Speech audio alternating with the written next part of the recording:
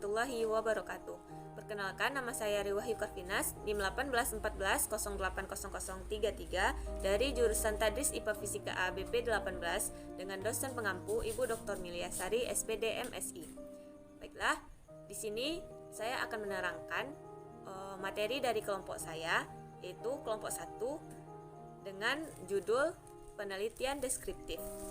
Baiklah, di sini saya akan menerangkan tentang poin pertama dari judul penelitian deskriptif ini, yaitu tentang menegaskan kembali pengertian penelitian deskriptif. Baik, langsung saja. Untuk pengertian penelitian deskriptif, yaitu penelitian deskriptif adalah penelitian digunakan untuk menggambarkan suatu situasi, subjek, perilaku, atau fenomena. Ini digunakan untuk menjawab pertanyaan tentang siapa, apa, kapan, dan di mana, serta bagaimana terkait dengan pertanyaan atau permasalahan penelitian tertentu. Penelitian deskriptif tidak cocok dengan definisi metodologi penelitian kuantitatif atau kualitatif, tetapi sebaliknya dapat memanfaatkan unsur-unsur keduanya seringkali dalam penelitian yang sama. Penelitian ini berusaha untuk mengumpulkan informasi kuantitatif yang dapat digunakan untuk menganalisis secara statistik subjek tertentu. Deskripsi penelitian atau penelitian deskriptif digunakan untuk mengamati dan menggambarkan subjek penelitian atau masalah tanpa mempengaruhi atau memanipulasi variabel dengan cara apapun. Oleh karena itu, studi ini atau penelitian ini benar-benar korelasional atau observasional dan bukan eksperimen. Jadi penelitian ini atau penelitian deskriptif ini bersifat konklusif, bukan eksplorasi.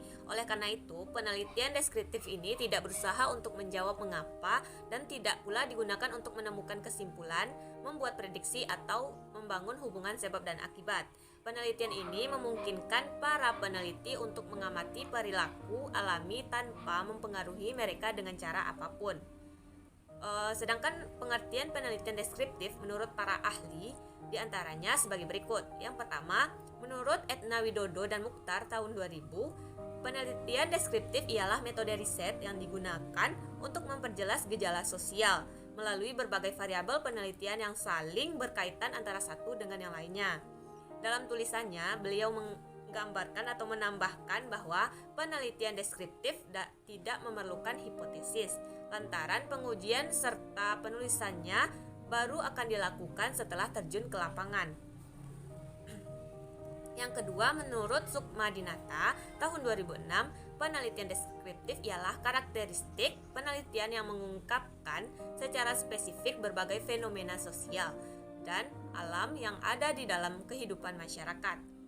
Spesifik yang dimaksud dalam hal ini adalah lebih dekat pada hubungan, dampak, dan cara penyelesaian yang diungkapkannya. Setelah itu, yang ketiga, menurut Hidayat tahun 2010, penelitian deskriptif ialah sebuah penelitian yang lebih luas dalam penggunaan data-datanya.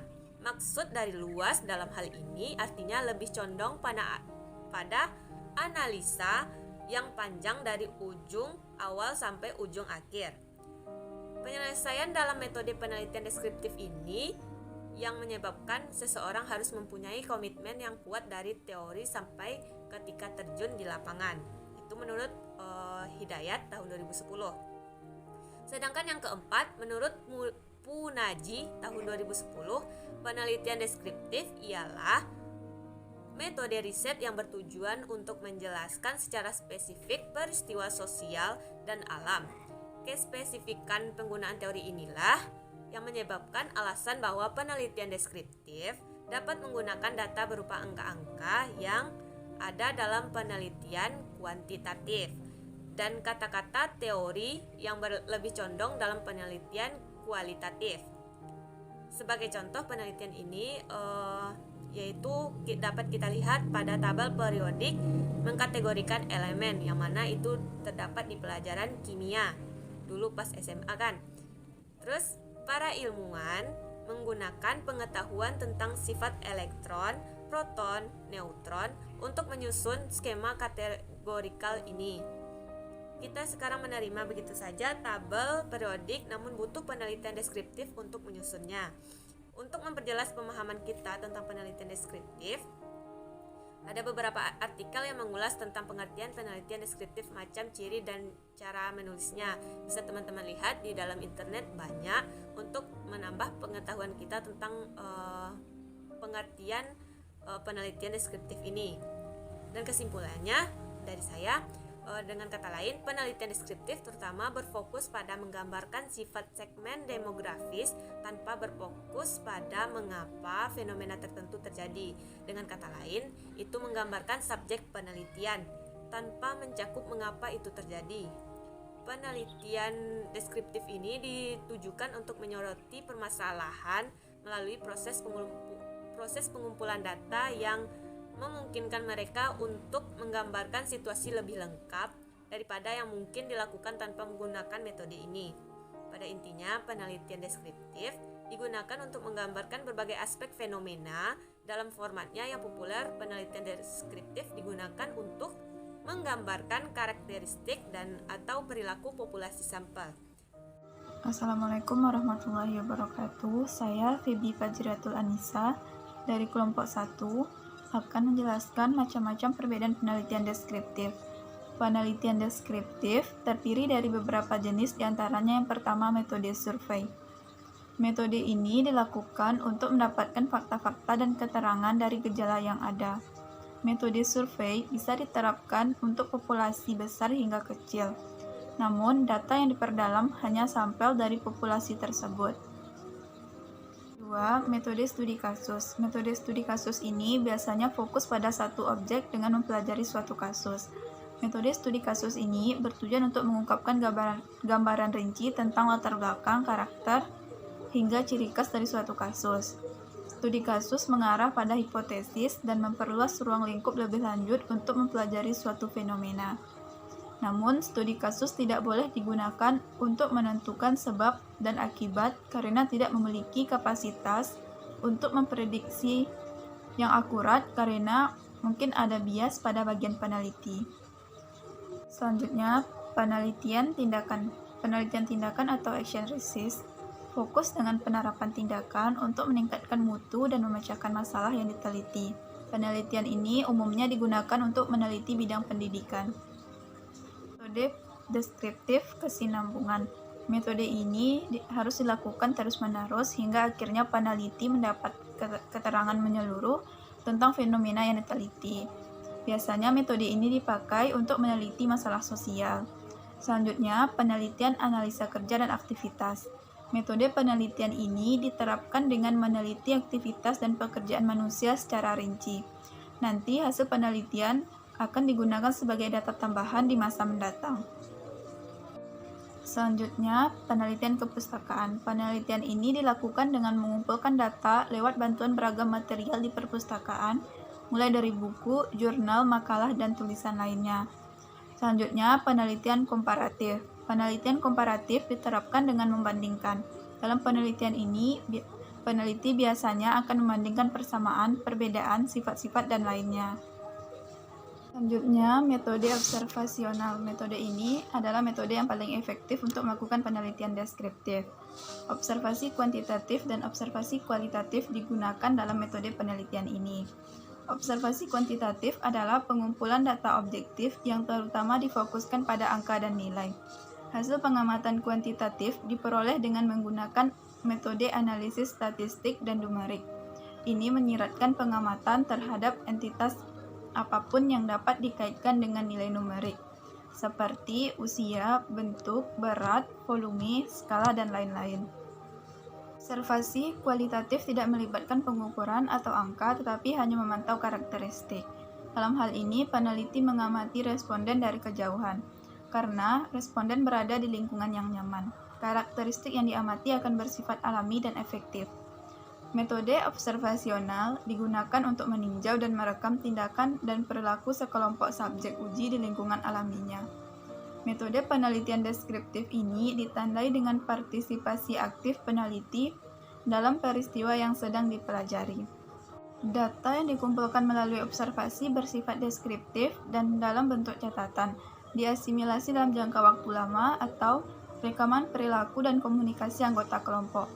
Faktor penting yang perlu diingat adalah bahwa peneliti tidak boleh mempengaruhi perilaku para subjek uji dengan cara apapun.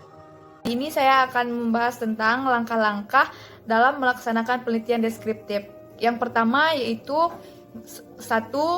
Merumuskan judul dan permasalahan. Ada beberapa hal yang wajib dilakukan dalam merumuskan judul penelitian, diantaranya sebagai berikut ini. Yang pertama, judul dibuat singkat, jangan terlalu panjang, dan judul juga harus konsisten dengan perumusan masalah. Yang kedua, judul harus bisa menggambarkan isi penelitian secara keseluruhan, seperti jenis sifat penelitian, subjek penelitian, objek penelitian, tempat penelitian, dan kapan penelitian itu dilakukan. Yang ketiga, judul harus berisi variabel-variabel yang akan diteliti. Dan yang keempat, judul penelitian harus memperhatikan pendekatan yang dipilih kuantitatif dan kualitatif. Kuantitatif ini datanya berupa angka-angka, sedangkan kualitatif datanya berupa pertanyaan-pertanyaan dan statement. Yang kelima yaitu judul adalah penegasan bahwa masalah yang dijadikan penelitian penting untuk diteliti. Dan yang keenam, hendaknya judul mengandung 1 variabel atau 2 variabel. Berikut ini ada tips dan cara menentukan atau merumuskan judul penelitian. Yang pertama, judul harus menarik minat peneliti. Kenapa? Karena judul yang menarik minat peneliti dapat memotivasi peneliti itu untuk melakukan penelitian lebih lanjut. Yang kedua, calon peneliti mampu melaksanakan penelitiannya dengan baik, karena di judul yang mudah untuk dilaksanakan oleh peneliti dapat memperlancarkan proses penelitian itu berlangsung. Yang ketiga, jangan sama persis dengan judul penelitian yang telah ada. Maksudnya di sini, jika melakukan pengembangan suatu penelitian, sebaiknya judul yang diambil adalah judul yang paling spesifik. Yang terakhir, hendaknya pada saat menentukan judul penelitian memungkinkan tersedianya data yang lengkap yang bisa mempermudahkan peneliti tersebut melakukan penelitiannya. Yang kedua yaitu alur pikir dan landasan argumentasi pada latar belakang masalah. Latar belakang masalah suatu penelitian memiliki peranan untuk yang pertama menjelaskan situasi dan kondisi yang melatar belakangi terjadinya masalah tersebut. Yang kedua, menguraikan kesenjangan antara harapan dengan kenyataan, teori dengan praktek, rancangan dengan pelaksanaan, dan kesenjangan lainnya yang mungkin akan dialami oleh peneliti tersebut. Yang ketiga, menceritakan apa yang mendorong seorang peneliti untuk melakukan penelitian terhadap suatu permasalahan.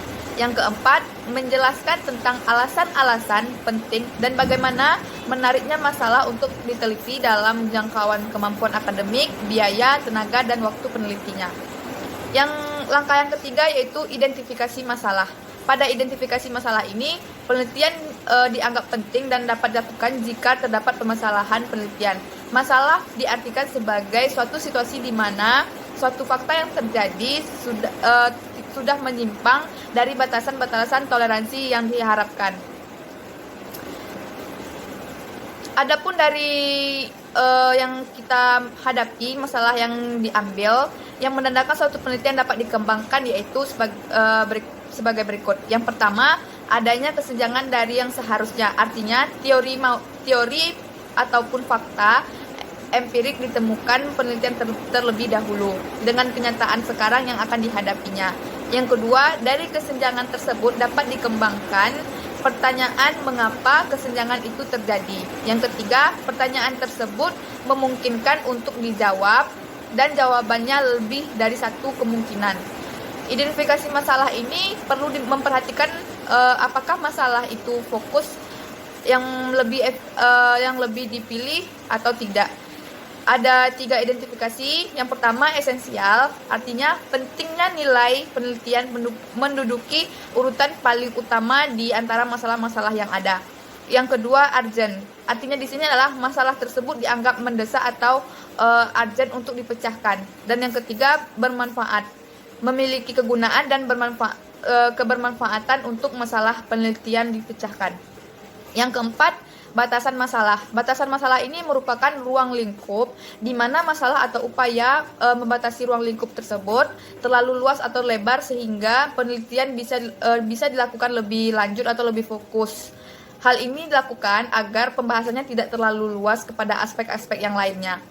Batasan masalah ini juga dapat dipahami sebagai batasan pengertian masalah, Artinya di sini penegasan secara operasional di mana masalah tersebut yang akan memudahkan untuk melakukan penelitian atau pengumpulan data tentang apa yang ingin diteliti oleh peneliti. Yang kelima, langkah yang kelima yaitu rumusan masalah. Pada rumusan masalah ini, suatu rumusan masalah itu ditandai dengan pertanyaan penelitian yang umumnya disusun dalam bentuk kalimat tanya. Nah, di sini ada peran 5W plus 1H, di mana peneliti tersebut akan menyampaikan pertanyaan-pertanyaan tersebut yang akan menjadi arah kemana sebenarnya penelitian akan dibawa dan apa saja yang sebenarnya yang ingin dikaji atau diteliti oleh peneliti tersebut. Dengan rumusan masalah ini, rumusan masalah tersebut harus jelas akan dapat dijadikan penuntun bagi langkah-langkah selanjutnya. Artinya, hal ini sesuai dengan pandangan yang dinyatakan oleh Jack R. Bradley dan Norman N. Whelan pada tahun 1990 bahwa suatu karakteristik formulasi pernyataan penelitian yang baik yaitu penelitian yang harus clear. Artinya, pertanyaan penelitian yang diajukan hendaknya disusun dengan kalimat yang jelas dan tidak membingungkan. Langkah yang keenam yaitu tujuan penelitian dan manfaatnya. Pada umumnya tujuan penelitian ini khususnya deskriptif untuk menggambarkan secara sistematis fakta dan karakteristik objek dan subjek yang diteliti secara tepat. Dalam perkembangannya akhir-akhir ini metode penelitian deskriptif banyak digunakan oleh peneliti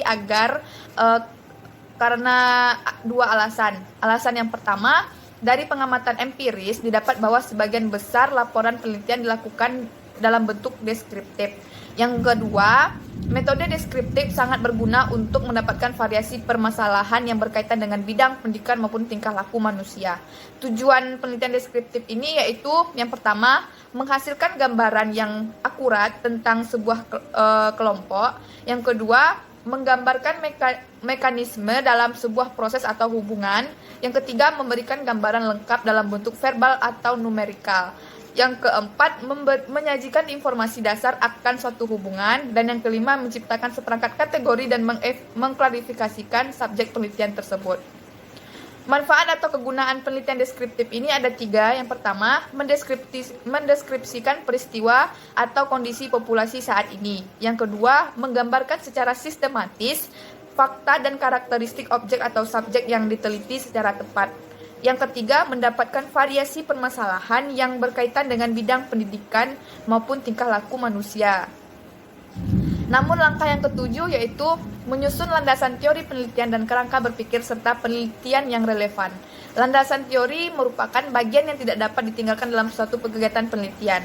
Nah, pada bagian landasan teori ini mengulas teori-teori yang digunakan peneliti dalam menyusun kerangka teoritis penelitiannya, sehingga peneliti memperoleh gambaran yang jelas mengenai suatu konsep tentang variabel apa yang telah ditelitinya, serta hubungannya ini dengan konsep lainnya. Nah, pada landasan teori ini ada hubungannya dengan langkah-langkah yang sebelumnya dilakukan oleh peneliti. Pada tahap ini, peneliti bisa melakukan sebuah sintesa atau juga kesimpulan sementara. Perpaduan sintesa ini terjadi antara variabel tersebut yang akan menghasilkan beberapa kerangka berpikir yang kemudian bisa atau dapat digunakan, kemudian merumuskan sebuah hipotesis. Yang ke-8, kerangka berpikir. Apabila sintesa kesimpulan sudah dilakukan, maka tahap yang terakhir peneliti dapat atau bisa menyusun skema dari kerangka berpikir tersebut. Saya dari kelompok 1 akan melanjutkan penjelasan dari teman saya sebelumnya, Clara Noviola, mengenai langkah-langkah penelitian deskriptif. Langkah penelitian deskriptif yang ke-8 adalah menentukan desain penelitian. Nah, desain penelitian deskriptif sendiri terbagi menjadi 8. Yang pertama ada studi survei. Studi survei adalah penelitian deskriptif dengan objek yang banyak dalam rentang waktu tertentu. Contohnya seperti studi survei rumah tangga, morbiditas atau penyakit, analisis jabatan, analisis pendapat umum, analisis kelembagaan, analisis dokumen, serta analisis konten, analisis sekolah, dan quick count. Desain penelitian yang kedua ada studi kasus. Studi kasus adalah penelitian deskriptif yang melakukan penyelidikan intensif dengan menemukan semua variabel penting. Contohnya seperti studi kasus kesejarahan organisasi, studi kasus observasi, studi kasus sejarah hidup, studi kasus analisis situasi, dan lain-lain. Yang ketiga ada desain penelitian studi komparatif.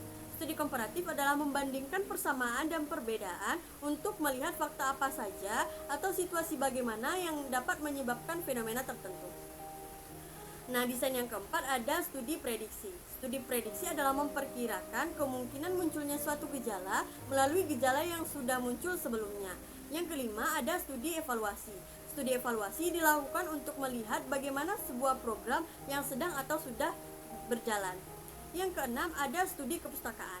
Studi kepustakaan adalah menghimpun informasi yang relevan dengan topik atau masalah yang sesuai atau yang sedang diteliti. Yang ketujuh ada studi histori. Studi histori adalah menggambarkan sejarah atau perjalanan fakta pada subjek penelitian. Nah, desain yang terakhir ada studi korelasi. Studi korelasi adalah tindakan pengumpulan data guna menentukan apakah ada hubungan atau tingkat hubungan antara dua atau lebih variabel. Langkah penelitian deskriptif yang ke-9 adalah menentukan subjek penelitian. Nah, subjek penelitian ini adalah responden saat melakukan penelitian. Nah, subjek ini sendiri terbagi menjadi dua. Yang pertama populasi, yang kedua sampel. Nah, populasi inilah semua keseluruhan dari subjek penelitian. Nah, untuk sampel adalah bagian dari populasi. Nah, cara untuk mengambil sampel itu sendiri ada dua. Yang pertama random. Nah, random ini bisa kita cari dengan melakukan undian, dengan melakukan acak, dan membuat tabel bilangan random. Nah, untuk yang jenis sampel kedua adalah non-random. Nah, untuk jenis ini bisa kita ambil dengan ditentukan sesuai kriteria yang kita inginkan saat penelitian. Nah, untuk langkah yang ke-10 adalah menentukan instrumen penelitian.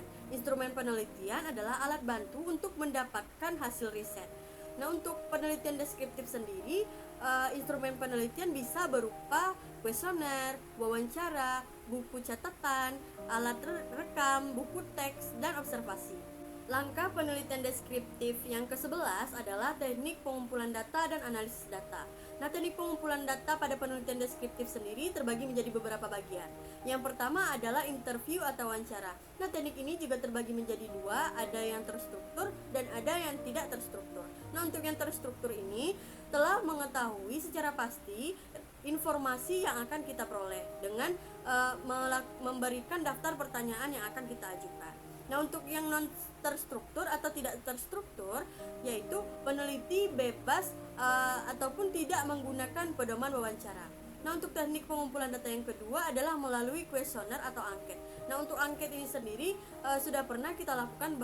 Untuk yang sekarang bisa kita melakukannya melalui Google Form dengan membuat beberapa pertanyaan ataupun dengan kita membuat hard copy-nya. Nah, untuk yang teknik yang ketiga adalah observasi atau pengamatan sendiri oleh peneliti. Nanti setelah diobservasi, maka peneliti akan menggambarkan apa yang telah diobservasinya di penelitian tersebut. Nah, untuk teknik selanjutnya adalah teknik dokumentasi. Nah, untuk teknik dokumentasi ini, peneliti bisa mengulik-ulik kembali atau membuka kembali dokumentasi-dokumentasi mengenai penelitian yang dibahas oleh peneliti. Nah, untuk teknik selanjutnya adalah teknik tes. Nah, untuk teknik tes ini bisa peneliti memberikan tes terhadap subjek peneliti. Nah, untuk teknik penelitian selanjutnya adalah triangulasi atau menggabungkan. Nah, selanjutnya adalah analisis data. Analisis data pada penelitian deskriptif ada dua. Yang pertama kuantitatif, yang kedua ada kualitatif. Untuk yang kuantitatif adalah kegiatan setelah data dari sebuah responden terkumpul menggunakan statistik. Nah, untuk yang kualitatif adalah metode perbandingan tetap ataupun metode analisis data dengan pengamatan deskriptif. Langkah penelitian deskriptif yang ke-12 adalah mengemukakan hasil dari penelitian. Nah, caranya ada dua, yang pertama lisan dan yang kedua tertulis. Nah, untuk biasanya kita menggunakan yang tertulis. Nah, untuk yang tertulis ini kita membuat sebagai laporan hasil penelitian. Untuk langkah yang ke-13 adalah menyajikan kesimpulan dan saran. Nah, kesimpulan merupakan isi pokok dalam bab kesimpulan dan saran. Nah, untuk saran ditujukan pada teori, praktek, pendidikan untuk selanjutnya. Untuk langkah yang terakhir adalah komponen pendukung pada lampiran penelitian. Nah, untuk komponen pendukung ini bisa saja berupa daftar pustaka, daftar tabel, daftar gambar, peta, daftar bagan, ataupun instrumen penelitian yang dilakukan pada saat langkah ke-11 tadi. A. Merumuskan judul dan permasalahan. Yang pertama yaitu judul. Judulnya yaitu Identifikasi Kesulitan Belajar Peserta Didik pada Pembelajaran Fisika di Mas Lamno. Yang kedua permasalahannya yaitu pada permasalahan yang telah diperoleh masih banyak peserta didik yang belum bisa memahami pembelajaran fisika. Hal ini tentu saja disebabkan oleh beberapa peranan dari faktor pembelajaran yang kurang maksimal dalam pembelajaran fisika di sekolah tersebut.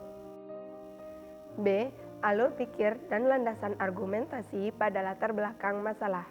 Fisika merupakan salah satu cabang ilmu pengetahuan alam atau IPA pada tingkat sekolah menengah. Fisika penting untuk diajarkan kepada peserta didik. Mata pelajaran fisika juga dimaksudkan sebagai wahana untuk menumbuhkan kemampuan berpikir yang berguna untuk memecahkan masalah dalam kehidupan sehari-hari. C. Identifikasi masalah. Berdasarkan hasil observasi awal yang dilakukan oleh peneliti di Mas Lamno, masih banyak peserta didik yang belum bisa memahami fisika. Hal ini tentu saja disebabkan oleh beberapa peranan dari faktor pembelajaran yang kurang maksimal dalam pembelajaran fisika di sekolah tersebut. Berdasarkan fakta ini, mendorong peneliti untuk meneliti tentang identifikasi kesulitan belajar peserta didik pada pembelajaran fisika di Mas Lamno. Yang D. Batasan masalah. Demi fokusnya peneliti ini, pembahasan hanya difokuskan pada identifikasi kesulitan belajar peserta didik pada pembelajaran fisika di Mas Lamno. E. Rumusan masalah. Berdasarkan latar belakang masalah, maka yang menjadi rumusan masalah dalam penelitian ini yaitu kesulitan belajar apa saja yang dihadapi peserta didik pada pembelajaran fisika di Mas Lamno. F. Tujuan penelitian dan manfaat. Yang pertama yaitu tujuan. Berdasarkan rumusan masalah, maka tujuan penelitian adalah untuk mengetahui kesulitan belajar apa saja yang dihadapi peserta didik pada pembelajaran fisika di Mas Lamno. Yang kedua manfaatnya yaitu pertama bagi sekolah untuk menjadikan bahan pertimbangan bagi sekolah untuk memperbaiki proses belajar mengajar fisika ke depan. Yang kedua yaitu bagi peneliti. Penelitian ini berguna sebagai syarat untuk memenuhi gelar program sarjana pendidikan fisika. Dan yang ketiga yaitu bagi jurusan pendidikan fisika. Penelitian ini diharapkan menjadi sumber informasi dan referensi bagi jurusan dan mahasiswa yang akan melanjutkan dan mengembangkan penelitian ini. Selanjutnya yaitu G. Menyusun landasan teori penelitian dan kerangka berpikir serta penelitian yang relevan. Yang pertama yaitu landasan teori penelitian, pengertian belajar. Menurut Kamus Besar Bahasa Indonesia, belajar adalah berusaha memperoleh kepandaian atau ilmu. Menurut ahli, belajar adalah perubahan yang relatif permanen dalam perilaku atau potensi perilaku sebagai hasil dari pengalaman atau praktek yang diperkuat. Sedangkan menurut Slameto, belajar ialah suatu proses usaha yang dilakukan seseorang untuk memperoleh suatu perubahan tingkah laku yang baru secara keseluruhan sebagai hasil pengalamannya sendiri dalam interaksi dengan lingkungannya. Yang kedua yaitu kerangka berpikir. Setiap peserta didik pada prinsipnya berhak memperoleh peluang untuk mencapai kinerja yang memuaskan. Namun, pada kenyataan sehari-hari, tampak jelas peserta didik memiliki perbedaan dalam hal kemampuan intelektual, kemampuan fisik, latar belakang keluarga, kebiasaan dan pendekatan belajar yang terkadang sangat mencolok antara seorang peserta didik dengan peserta didik yang lain, yang menyebabkan rendahnya hasil belajar peserta didik. Yang ketiga yaitu penelitian yang relevan. Menurut Kirk dan Glaher mengemukakan bahwa terdapat 4 faktor yang menyebabkan siswa mengalami kesulitan belajar. Yang pertama yaitu kondisi fisik, yang kedua lingkungan keluarga, yang ketiga faktor motivasi dan apresiasi, dan yang keempat yaitu kondisi psikologis. H. Desain penelitian. Penelitian ini merupakan sebuah penelitian deskriptif dengan pendekatan kualitatif, yaitu prosedur penelitian yang menghasilkan data berupa kata-kata, tertulis atau lisan dari orang-orang perilaku yang diamati. Botgan dan Blinket mengidentifikasikan penelitian kualitatif sebagai prosedur penelitian yang menghasilkan data deskriptif berupa kata-kata tertulis atau lisan dari orang-orang yang perilaku yang diamati dari fenomena yang terjadi. I. Menentukan subjek penelitian, populasi, dan sampel. Populasi sebagai wilayah generalisasi yang terdiri atas objek atau subjek yang mempunyai kualitas tertentu yang ditetapkan oleh peneliti untuk dipelajari dan kemudian ditarik kesimpulannya. Sedangkan sampel adalah bagian terkecil dari populasi. Menurut Sugiono, sampel merupakan bagian dari jumlah dan karakteristik yang dimiliki oleh populasi tersebut. Untuk itu, sampel yang diambil dari populasi harus betul-betul representatif atau mewakili. J. Instrumen penelitian. Instrumen dalam penelitian ini adalah peneliti sendiri. Dalam penelitian kualitatif, tidak ada pilihan lain selain menjadikan manusia sebagai instrumen penelitian utama. Alasannya adalah bahwa segala sesuatu akan diteliti belum memiliki bentuk yang pasti. Keadaan yang serba tidak pasti tersebut menyebabkan hanya peneliti sendiri yang satu-satunya alat yang dapat menghadapinya. K. Teknik pengumpulan data dan analisis data. Untuk memperoleh data dalam penelitian ini, peneliti akan melakukan beberapa teknik pengumpulan data, antara lain yang pertama, angket. Angket adalah sejumlah pertanyaan tertulis yang digunakan untuk memperoleh informasi dan responden, dalam arti laporan tentang pribadinya atau hal-hal yang ia ketahui. Bentuk-bentuk pertanyaan dalam angket terbagi atas dua, yaitu pertanyaan tertutup dan pertanyaan terbuka. Macam-macam angket, ada angket langsung dan angket tidak langsung. Dan dilihat dari strukturnya, angket berstruktur dan angket tidak berstruktur. Yang kedua yaitu wawancara. Wawancara adalah tanya jawab dengan satu atau dua orang yang diperlakukan untuk dimintai keterangan atau pendapatnya mengenai suatu hal. Wawancara yang digunakan yaitu wawancara yang tidak terstruktur. Selanjutnya yaitu cara mengemukakan hasil penelitian dan pembahasan. Yang pertama yaitu hasil penelitian. Pada penelitian ini, proses pengambilan data pada responden menggunakan metode kuesioner yang dibagikan kepada peserta didik.